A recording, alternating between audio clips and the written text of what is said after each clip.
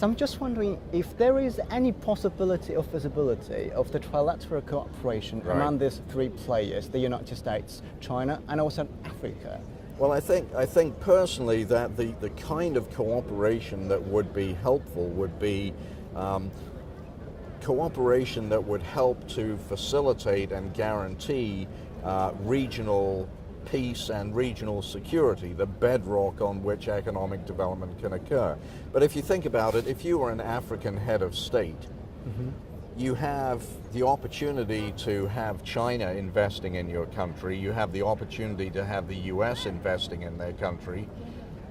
You would be in a better negotiating position if they were both acting independently rather than teaming up as a big gorilla to control the situation. So you're talking about the economic cooperation is kind of is not as important as the I'm saying the political cooperation may be easier than the economic cooperation, and that from the point of view of the African countries, the economic cooperation, especially if it involves China and the United States somehow dividing up the spoils of Africa, and I won't compete in your country if you don't compete in mine, that kind of brokering, that's not in the interests of African people or African heads of state.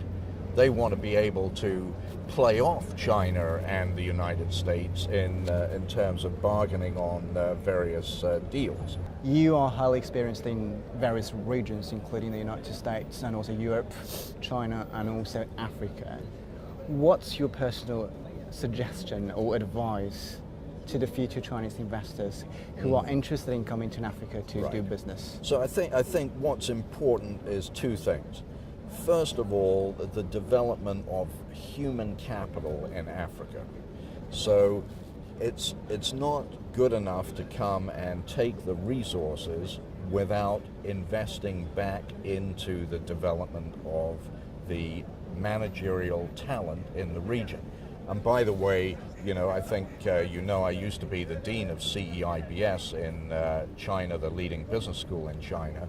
And we very proudly have had for many years an executive MBA program running in Ghana for entrepreneurs, African entrepreneurs, to further develop their skills. And those African entrepreneurs on that program go to China, to our campus in Shanghai, for part of their curriculum. Now, that's something that's very special. It's developing African talent in a way that will facilitate those Chinese companies potentially doing business with those African entrepreneurs who better understand China as a result of this program. So a small example, but I think as we go forward, more and more African countries are going to be saying, we don't want to just sell our non-renewable natural resources. We want Chinese expertise transferred to our African citizens. And we want, if possible, for China to do more value-added manufacturing and processing in Africa before those materials are exported, so that we in Africa capture more of the value chain before the resources go out of the country.